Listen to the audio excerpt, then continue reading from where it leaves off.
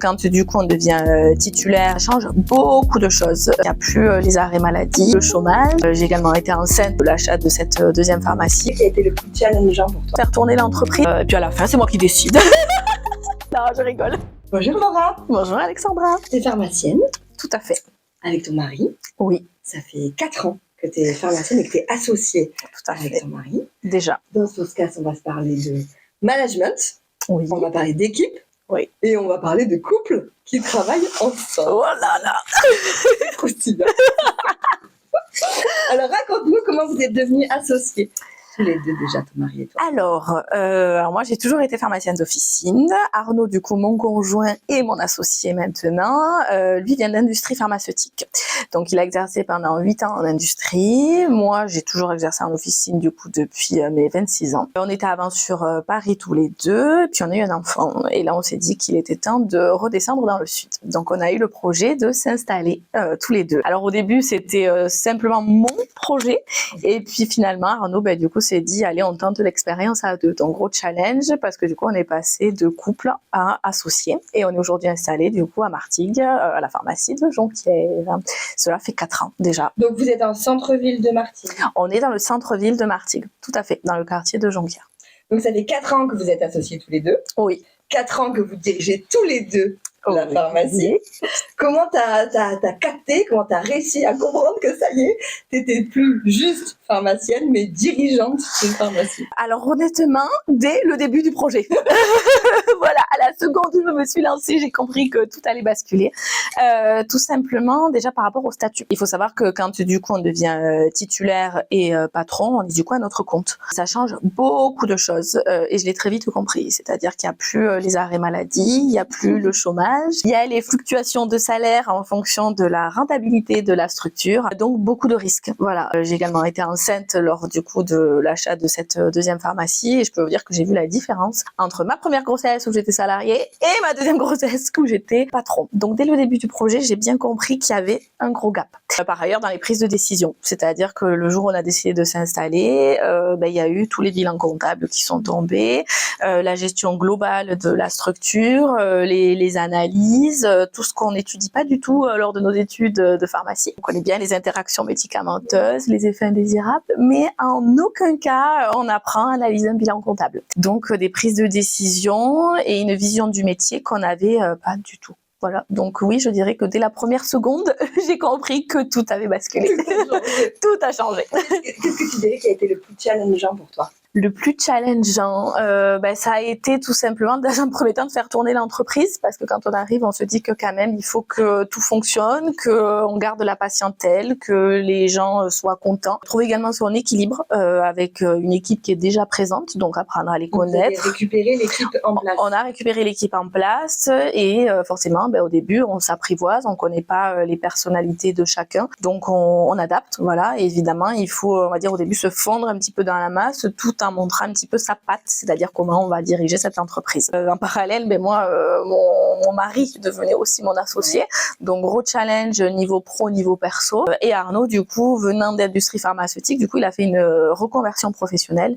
Donc au début, on va dire qu'il y a plein d'aspects du métier d'officinal qu'il connaissait pas. Donc on va dire que pas mal de choses ont reposé sur ma tête, ce qui a été un gros stress les premiers mois. Voilà.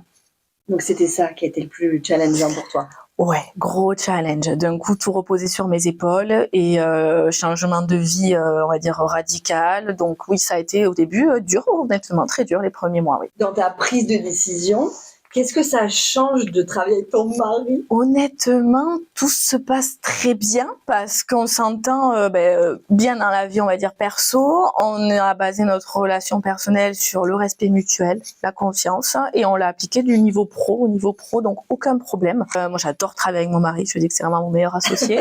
Voilà. Pour la bonne et simple raison que j'ai confiance. Je me pose pas de questions. Donc c'est vrai que c'est fluide. Voilà, honnêtement, c'est fluide. En plus, on rigole bien. Voilà, donc c'est à la fois challengeant et à la fois c'est des beaux moments de partage. On a plein de souvenirs où on rigole, où on se comprend. Où moi, des fois, je le vois arriver avec une certaine attitude et je sais que ça peut plus ou moins le gonfler.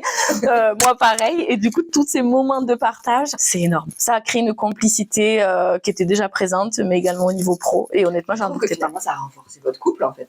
Oui. Ouais, honnêtement, oui, ça a renforcé notre couple parce que on a plein de gags, on est complices. On est juste complices et comme nous le dit l'équipe à plusieurs reprises, on voit qu'il y a à la fois l'amour, certes, voilà, mari-femme, mais il y a également tous ces échanges, ces moments de complicité, de rigolade, et c'est que du bonheur. C'est que du bonheur, on s'envoie des petites vannes, on rigole, Voilà, donc c'est le travail et à la fois des moments de partage. Voilà, Super. que du bonheur. Est-ce que vous avez défini vos rôles au départ ou ça s'est fait un peu sur le tas? Alors, on a des tâches partagées, c'est-à-dire les missions telles que forcément aller au comptoir, servir les patients. Ça, évidemment, c'est des missions qui sont partagées. Après, on a chacun nos domaines de compétences. On le savait dès le début. C'est ça, d'ailleurs, qui a fait que le projet est né. Moi, je suis beaucoup dans l'opérationnel, c'est-à-dire tout ce qui va être gestion des laboratoires. On a à peu près une centaine de labos à gérer, donc ça me prend quand même beaucoup de temps. Et également, tout ce qui va être organisation des plannings avec les vacances de chacun, les jours à poser, enfin, le fait d'adapter. C'est un gros travail. On s'en rend pas compte, mais c'est un gros travail. De son côté, il va être plus dans tout ce qui est stratégie, levier de croissance. Donc lui, il va voir du coup avec quel partenaire travailler, qu'est-ce qu'on peut développer dans la pharmacie. Voilà, lui, ça va être plus tout ce domaine, plus toute la comptabilité, auquel j'avoue, je ne touche pas trop. Voilà. Donc on a chacun nos domaines et l'équipe aujourd'hui le sait. Ils savent qui aller voir en fonction de leurs besoins. Donc vos rôles sont bien définis, Oui. c'est assez cadré à ce niveau-là. Ça s'est fait finalement un peu naturellement. Ça s'est fait naturellement parce qu'on connaît chacun nos forces et nos faiblesses. On apprend l'un de l'autre. On essaie de se faire monter en compétences, bien sûr. Mais toute la vision stratégique, voilà, c'est sûr que Arnaud est beaucoup plus à l'aise que ce que je le serais. Et sur l'opérationnel et l'organisationnel, ce sera moi, c'est clair. Donc ça roule comme ça. Voilà. Et honnêtement, aujourd'hui, ça tourne très bien. Comme dans tous les couples, j'imagine que des fois vous n'êtes pas d'accord. Ça arrive. Comment ça se passe quand vous n'êtes pas d'accord? Alors, un petit rapide ou face? Non, c'est pas vrai. On parle, on se challenge, on voit les plus et les moins, on s'écoute, voilà, parce qu'il faut toujours le faire dans un cadre, voilà, où il y a la confiance et où il y a l'écoute. Et puis à la fin, c'est moi qui décide. Non, je rigole. Non, on arrive à la fin à tomber d'accord. Honnêtement, une fois qu'on a entendu les pour, les contre de l'autre, on arrive à prendre la bonne décision. Donc, jusqu'à présent, il n'y a pas eu de soucis majeurs. Donc finalement, dans vos prises de décision, ça reste assez rationnel, Oui. Analytique, et l'émotionnel, il n'est pas forcément présent. Vous êtes tous Non, les deux. et on sait que quand même ça reste dans le cadre pro, c'est-à-dire qu'on est au boulot, on n'est pas du coup à la maison, donc non, ça reste professionnel. Il y a vraiment les pour, les contre et l'analyse de chacun avec des fois des visions que tout simplement je n'aurais pas vues parce que lui a sa vision d'industriel aussi, ce qui apporte quand même un gros plus. Et moi, des fois, je vais avoir ma vision officinale avec le côté opérationnel, avec vraiment la possibilité, la faisabilité du projet. Et c'est ça qui fait qu'on arrive à un combo gagnant. Honnêtement, jusqu'à présent, ça se passe bien. Donc il y a une belle complémentarité. Tout à fait. On voit bien que vous arrivez à faire le distinguo entre ce qui se passe à la maison et ce qui se passe au travail. Je trouve que c'est assez difficile avec les personnes moi, que je peux accompagner de réussir à couper. À cadrer. À cadrer et à couper. Comment vous faites justement pour réussir à avoir cet équilibre-là et peut-être couper du travail à la maison? Alors, on arrive à couper. Parce qu'on a instauré une règle dès le début de notre installation. C'est-à-dire qu'avant même de rentrer dans la pharmacie, on avait défini ça. C'est-à-dire que le dernier qui arrive le soir a un delta précisément de 15 minutes pour parler de la journée, de comment ça s'est déroulé, des gros problèmes qu'il y a pu y avoir, etc. Et au-delà de ces 15 minutes, du coup, on n'en parle plus. La journée est finie. On a 2 beaux petits garçons et du coup, leur journée est bien plus intéressante. Donc, on les écoute, eux, tout simplement, et on partage d'autres moments qui n'ont rien à voir avec la pharmacie. Alors, je vais pas te cacher, ça arrive qu'il y ait des soirées où d'un coup on se lance dans des idées de gros projets, de gros changements au sein de la pharmacie, bien évidemment ça arrive, mais c'est pas une soirée où c'est contraignant, c'est un plaisir parce que c'est des échanges et l'objectif c'est d'améliorer notre structure. La pharmacie c'est comme notre 3e bébé, honnêtement. Donc ça peut arriver qu'il y ait ces soirées-là, mais c'est un choix et il n'y a plus nos enfants à ce moment-là, c'est-à-dire qu'on n'enlève pas nos moments familiaux pour la pharmacie. Voilà, le perso est toujours très important. Ce que je vois effectivement dans ce que tu racontes, c'est que la priorité c'est votre famille. Oui, tout à fait. La priorité c'est votre couple, vos moments à deux, et après il y a le travail. Tout à fait. Et donc vous avez dès le départ fixé des règles et fixé un cadre. Toujours. On a fixé ça et même au début on ne savait pas quand on allait travailler ensemble si ça allait matcher ou pas, parce qu'il faut dire que ça passe ou ça casse. Et on s'était dit dès le début d'un accord commun que si la pharmacie était amenée à nous éloigner ou à créer des tensions au niveau perso, c'est la pharmacie qu'on enlèverait, mais en aucun cas on mettrait à risque notre vie personnelle. Voilà, on a une belle famille et c'est pour nous le plus important, mais de loin. Super, super. Donc j'imagine, ça c'est moi qui projette, tu vas me dire. Je t'écoute. J'imagine que ce cadre et ces règles que vous avez réussi à fixer à la fois pour votre couple et pour votre équilibre vie pro, vie perso, ça doit se retranscrire un peu sur votre équipe et votre façon de manager. Aujourd'hui, vous avez combien de personnes qui bossent avec vous? Alors, aujourd'hui, on a 2 préparatrices et on a un pharmacien adjoint. Et on a un procédé de recrutement, du coup, d'un autre membre de l'équipe. Voilà, donc c'est une équipe de 5. Pour l'instant, ça tourne. On n'a pas le temps de s'ennuyer, on va pas se mentir, mais ça tourne. Voilà. Qu'est-ce qui fait que pour toi, en tant que dirigeante, qu'est-ce qui fait qu'une équipe fonctionne bien? Alors, tout d'abord, je dirais qu'il y a des rôles bien définis. Ça, c'est très, très important. Qu'il y ait une relation de confiance, une bonne ambiance, parce que sinon, clairement, c'est là où on passe le plus clair de notre temps, donc ça peut vite devenir compliqué. Et également qu'il n'y ait pas de favoritisme au sein de l'équipe. Voilà, c'est-à-dire que nous, il faut qu'on soit neutre avec notre équipe, ça c'est très important, pour que du coup, chacun puisse trouver sa place et qu'on soit tous au mieux au sein de la structure. Ça vous est déjà arrivé qu'il y ait des moments de tension ou de crise avec l'équipe? Honnêtement, non. Aujourd'hui, après, ça fait 4 ans qu'on est installé, mais on n'en a pas connu. Voilà, on a une équipe qui est compétente, qui est fiable, qui est agréable. Donc, c'est-à-dire que ça se passe très bien. On a quelques patients qui nous le disent. Voilà, ils sentent la bonne humeur au sein de la pharmacie. Donc, c'est toujours agréable quand on l'entend. On rigole bien. Donc, aujourd'hui, non, j'ai pas connu de période de crise et je touche du bois pour que ça continue. Et puis tu disais tout à l'heure que tu avais été salarié avant d'être à ton compte. Est-ce que tu avais observé des choses dans les équipes avec lesquelles tu as bossé en tant que salarié où tu t'es dit ça m'alerte un peu sur comment je vais manager pour la suite? Oui, ouais. Quand j'étais salariée, moi j'étais dans une pharmacie où il y avait eu un petit peu de favoritisme à un moment donné. Malheureusement, ça a créé beaucoup de tensions parce que certaines personnes avaient des passe-droits, d'autres non, et ça c'est très très vite compliqué à gérer au sein d'une équipe. Voilà, et puis surtout sur quel motif. Donc ça, oui, j'avais connu. Voilà. Après des équipes où des fois il n'y a pas, on va dire, une bonne ambiance, etc. Malheureusement, voilà, ça arrive toujours en fonction, on va dire, des personnes qu'il y a à un instant T. Et je sais que surtout, c'est source de changement, d'équipes qui bougent beaucoup. Nous, on a quand même aujourd'hui une équipe qui a depuis 3 ans. Voilà, donc c'est que quand même, voilà, j'espère en tout cas qu'ils se sentent bien au sein de la structure. Mais voilà, on va dire que tout ça, j'essaie en tout cas de ne pas le retranscrire dans ma structure. Après, on fait au mieux, bien évidemment. Mais je pense qu'aujourd'hui, ouais, ça se passe bien. Voilà. En tout cas, j'espère. S'il reste. S'il reste. Hein. Est-ce que vous confirmez? Qu'est-ce que tu as appris, toi, Laura, sur ton rôle de manager depuis ces 4 années que tu diriges ta pharmacie? Alors, qu'est-ce que j'ai appris? La diplomatie. J'ai appris qu'il fallait être diplomate, ce n'est pas mon point fort. Donc, j'ai appris qu'il fallait être diplomate, que chacun avait sa personnalité, voilà, qu'il fallait s'adapter du coup à la personnalité de chacun, bien évidemment, et que le management, c'est pas inné. Voilà, ça s'apprend et c'est quelque chose qu'on apprend, je dirais, sur le tard, parce que clairement, dans nos études, on n'apprend pas du tout ça. Voilà. Est-ce que tu as un exemple de ce que tu as appris à nous donner? Ce que j'ai appris, c'est que l'équipe a besoin de reconnaissance de leur travail, par exemple. C'est-à-dire que quand je suis arrivée, souvent, il y avait des préparatrices qui refaisaient la vitrine, ou qui refaisaient des rayons, qui essayaient de faire des mises en avant, ce genre de choses. Et je leur disais, bravo, mais j'allais pas forcément voir le travail qui était fait. Et ça, j'ai compris que c'était quelque chose qui manquait. Voilà, aujourd'hui, quand elles me montrent leurs rayons, quand elles me montrent ce qu'elles ont fait, ce qu'elles ont amélioré, etc., et que je vais du coup voir ce travail, qui est bien fait, que je le valorise, pour elles, je vois directement que beau fait d'air frais et de nouveau dynamisme, envie de faire plus, de donner, de s'impliquer encore plus. Ça, je l'ai compris au fur et à mesure. C'est-à-dire qu'au début, je disais non mais oui, d'accord, mais là moi j'ai ça à faire, c'est important, et je captais pas que elles, ce qu'elles avaient mis 2 heures à faire, c'était aussi tout aussi important et qu'au contraire elles avaient besoin qu'on valorise ce travail. Donc ça je l'ai appris au cours de ces années. J'ai compris qu'il y avait un rôle important en valorisant le travail et que moi-même j'ai besoin qu'on valorise des fois mon travail, donc je comprends qu'elles aient besoin de ça. Est-ce que tu penses qu'on peut être performant dans ces chiffres sans prendre soin de l'humain?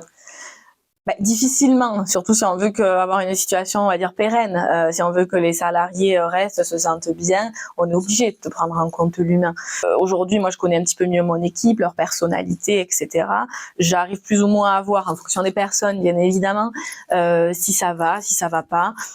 Des fois, il y en a qui ont besoin de se confier, entre guillemets, ou en tout cas de parler dans les grandes lignes. Et je peux voir que quand, du coup, ces personnes se sont exprimées, m'ont dit ce qui allait pas, qu'est-ce qui se passait au niveau perso, après, ils étaient, du coup, entre guillemets, remotivés dans leur travail et plus concentrés parce qu'ils se sont sentis à l'écoute. Ils ont pu parler, ils ont pu échanger. Donc, oui, non, pour moi, il faut pouvoir discuter, c'est un échange. Voilà, on est certes une équipe, on est du côté pro, mais il y a aussi un échange et on est tellement ensemble qu'on est obligé quand même de pouvoir discuter, de parler, de se confier un petit peu.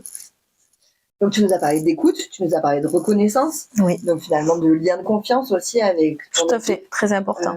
Est-ce que tu penses qu'il y a d'autres choses qui font que tes équipes aujourd'hui elles restent chez toi et qu'elles sont... Je pense la bonne humeur, parce qu'honnêtement on rigole bien, on a des petits, on va dire pas des petits délires, mais des petites connivences avec chacun, on sait un petit peu, chacun ce qu'il aime pas, on aime bien des fois un peu se titiller, des fois sur les choix de musique qu'on peut mettre même à la pharmacie, des trucs un petit peu tout bêtes, donc ça c'est très très important. Après être un patron, c'est on va dire un mélange, c'est un, comment dire, un savant mélange, merci, entre le pro et le perso, parce que tout simplement au niveau pro on est obligé quand même de les pousser pour que ça avance, que le travail soit fait et que ça aille aussi dans notre vision, que dans la pharmacie ça c'est pas toujours facile, et entre le côté aussi perso, être à l'écoute, donc ça joue beaucoup. La reconnaissance du travail, oui, l'équité évidemment, et aussi la rémunération, faut pas se mentir, parce que évidemment si la rémunération ne suit pas au bout d'un moment, les salariés partent. Donc c'est un peu un combo de tout ça. Au vu de ce que tu me racontes là, c'est quoi les messages finalement qui sont les plus importants pour toi que tu partages à tes équipes? Les messages les plus importants, c'est j'ai un éventail de personnalités en face de moi. Donc du coup c'est soyez vous-même. J'adapte, on adapte en fonction de chacun. Aussi ils sont obligés d'adapter en fonction de ma personnalité, de la personnalité de mon associé. Ils savent qu'en fonction de s'ils vont s'adresser à Arnaud ou à moi, ils sont aussi différents. Donc c'est faire avec tout simplement les traits de caractère de chacun. Voilà, donc j'apprends, je peux me tromper aussi, et on va dire qu'on s'apprivoise. Est-ce que tu as eu la sensation que ta place de dirigeante, là, tu l'as eu tout de suite quand tu as ouvert ta pharmacie? Non, au début, ça a été un peu du tâtonnement. J'avoue que déjà, je savais pas vraiment comment me comporter, on va dire, surtout que en plus, moi, j'ai 34 ans, donc je suis encore un petit bébé par rapport du coup à tous mes salariés qui sont plus âgés. Donc, c'était difficile de trouver sa place aussi, par rapport à l'âge, et deux, parce que on vient d'arriver, on se connaît pas, et au début, c'est vrai que c'était, on va dire, des relations un peu plus froides, forcément. Aujourd'hui, on a quand même, je peux dire, une certaine complicité avec les salariés, et c'est ça qui fait qu'on avance. Aujourd'hui, je dirais que là, oui, je me sens en tout cas à ma place. Voilà, je me sens à ma place et j'ai trouvé ma place à la fois avec mon associé et à la fois avec les salariés et dans la structure. Voilà, je me sens comme chez moi. Clairement, c'est mon 3e bébé, moi je le dis. J'en ai eu 3. Qu'est-ce qu'elles disent de toi, tes équipes? Alors j'aimerais bien qu'elles disent que je suis la meilleure manager qu'elles aient jamais connue. D'ailleurs, je vais vous montrer ça. Elles m'ont offert un petit cadeau, un beau petit t-shirt. Voilà. Donc j'ai eu ça à Noël parce qu'on se fait un petit Noël d'équipe avec un petit repas et des petits échanges. Donc j'aimerais bien qu'elles disent ça, bien évidemment. Mais je ne sais pas si c'est le cas. Comme je le disais, c'est ma première entreprise. J'ai 34 ans. Je pense que j'ai une marge de progression qui est encore importante. J'essaie de me bonifier, mais je pense qu'il reste des erreurs qui sont faites. Voilà. Après, ce qu'elle dit, sinon, c'est que je suis Speedy Gonzalez. Très rapide, je suis beaucoup dans l'opérationnel, donc tout va très vite et il faut que ça aille vite. Ça c'est mon caractère, et j'écoute tout, c'est-à-dire que à la fois je vais être sur mon dossier, mais à la fois je vais entendre ce qui se fait à côté et je peux intervenir. C'est vraiment, j'ai la tête, la vision partout, l'oreille partout. Voilà, clairement ça c'est ce qui est dit et redit. On a chacun nos trucs, mais ouais, ça c'est vrai qu'on m'appelle souvent Speedy Gonzalez ou la tornade. Voilà, j'ai les 2 surnoms. Et à quel moment tu décides d'intervenir si justement tu entends quelque chose qui te convient plus ou moins? C'est compliqué. C'est compliqué, c'est touchy.